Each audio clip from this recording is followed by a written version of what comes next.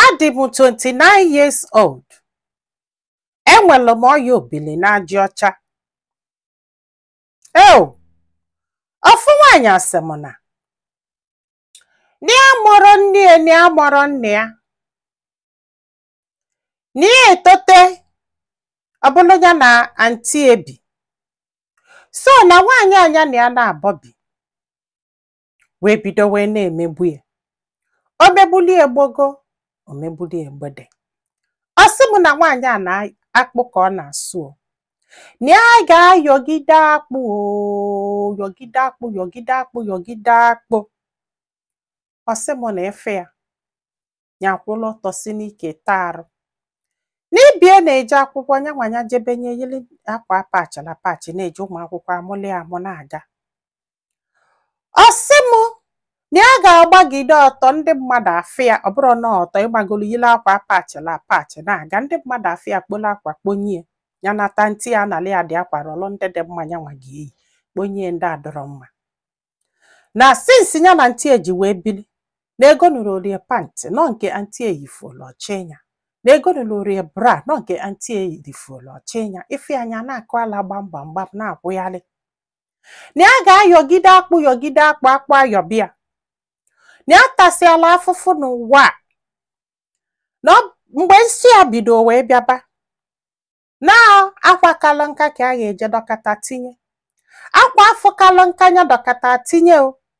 Na ya ga-ejegide ozi o mmepụtasị anya na-arụ kpọklidosie n'akwa afọ. Maka na ntị ya amanye taịm ka ya jee wụọ arụ. Ọ manyekwa taịm ka ya jee lie nne. Ọ manyekwa taịm iji neta onwe ya anya.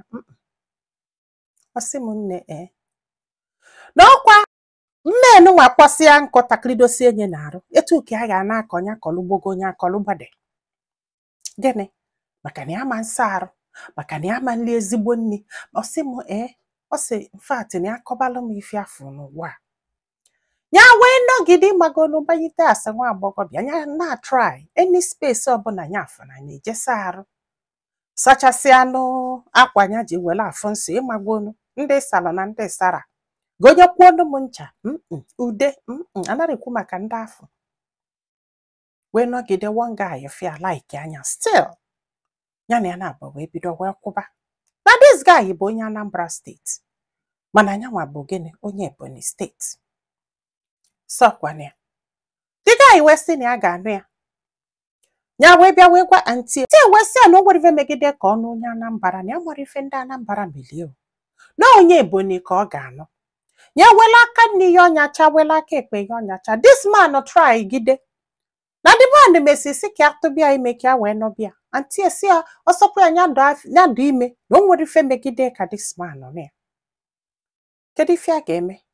Ya wee gbanụ nkịtị wee nwoke Anambra wee ji nwayọọ wee chagwalụ. Ọ nụrọzi ya. Ya wee nọlụ na-ejeli ya ozi o. Akụrụ ya shuza. Akụrụ ya shuza.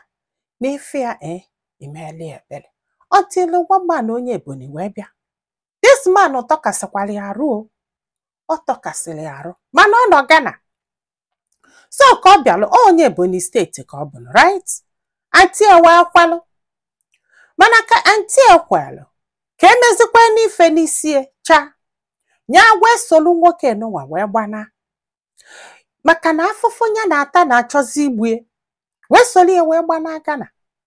Ya na ya na-abụ wee bili. Ọ sị m nne.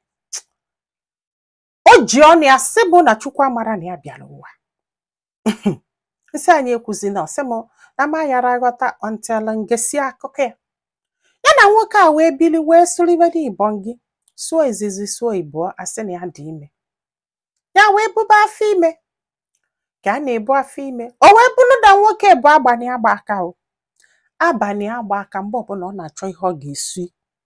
Mgbe ọbụla ọ na-achọ ebe ọ ga-esi wee suru.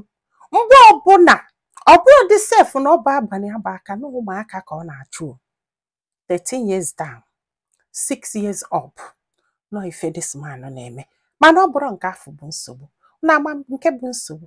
Ya wee jụ na ọgwụ na ya dị ime. Ebe nenesie nya arụ wee sị na ya nwere ọya obili na ajị ọcha. Ọ bụ na nwoke nọnwa bụ ọya obili na ajị ọcha wee bunye enye. Ka ka a gwara ya ihe a nyesi n'ụlọ ọgwụ pụta bele akwa ezi ogologo ezi na ana onye ya fọrọ ya sị ya na ya ga-anwụkwa na asị na ya nwere ọya obiri na aja ọcha na ya ga-anwụkwa na asị na ya nwere ọya obiri na aja nye bele akwa merodu niile na-aga ndị mmadụ na-aga na-enezi anya kwụ ya aka n'ukwu na-eni magolu na-agbachafụ na-agba ọsọ na ọnwa ọnwụ manụ wee ihe fọrọ ya wee sekpuru gị na shọpụ si ya mechie ọnụ odesi gị ka ọlị odesi gị gwa ya wee babalị ya si anya mechie ọnụ ya wee mechie ọnụ na ya anwụsigo na ya dokwa ime na ya dị ime and mgbe ya ji wee jebe antenatal mgbe eji wee kpegide wee sị ka ejebe antenatal nwa amacha osigo ya wee nalụ wee gwa nwoke ya na ya na-abọbi ọ sị ya ka a ghara ịchọkwa nwa afọ nọ n'afọ achọ si ihe a wee ihe ọ gwara ya ya sị ya na asịkwa na ya bụ ọya obiri na aja ọcha ọ sị ya na ya agwasịghị efi agwara ya ọ sị bụ nne ka alụ Ghana na die na mmadụ bikwa ya wee soli ya wee gbaba mbọ na o nwere ife ya nara emewo na ya na-eje ịmagolu ife ọbụla ya fụrụ ya emebe na ya maka esi eme osina ọkụkụ nọta ọya na ya maka esi eme so many things mana nke kasịzi ije bụ na this man achọrọ ka o nwee ife alụ na ọ chọrọ ka o nwee ife alụ wetazie n'ego ka a wee na-egote ezigbo nri na-elicha maka na ndị ụlọ ọgwụ ezije gị ebe ya kwesịrị ije wee bido nyebe n'ihe ọgwụ ha eche ai mana asị na ọdụgo late na nwa ya bụ n'afọ ma gịnị ebugoli already na o nwere ife nwere ike imesi ya na-atata wee gwa this guy gị jee ụlọ ọgwụ gị jee chekie dịka asịkwa ịkọsi welu ntị gị n'ụlọ o wee bido na o nwee one beautiful lady bụ n'akụkụ fa ya na this lady wee na-epiogeli ha pịolisi ụzọ apụta ha pịolisi ụzọ apụta ya echegide ihe a na ya nwere ife a ga-eme mana ya malụ na o nwere ọya obili na aja ọcha mana the lady adụrọkwunu friendly with her ka a ga-esi wee jagwa ya ọ sị bụ na mgbe a gwasịrị ihe a na faka na amaneji o ịghọtago na faka na amaneji na ọ dịbeghị worst then until nwa ya na fa na-abọ bido 9 years na ya mara na nwoke nwa na-adakpu egwu abalị until one day the guy wee yipụ ọpante ka o jee saa arụ na onwe ihe afọ na ọpantie ya wee sị kedu ihe bụ ihe a na-esi ya wee weli ya wee jekwube nwa agadi nwaanyị afa na fa na-abọ bi very close wee zukie nwa agadi nwaanyị a wee tie wee sị ya na di gị dọkwa ka ọ na-adakpu nwa gị jee kpọta the girl wee kpọta the girl wee jụbịa the girl wee sị yes na ọ na-adakpu ya ai ha wee tie na fa mara ife fa ga-eme ya ikekwula ọtọ gwa ya die wee sị ya the woman wee sị ya ya wekwalụ nwayọ ya ajụkwana die o ya wee sị ya na ya ga-ajụ ya mana ya makwasị ya ga-ajụ ya ya wee nata after 1 week ya wee kpọta die wee sị ya na nnekwe n'ihe afọ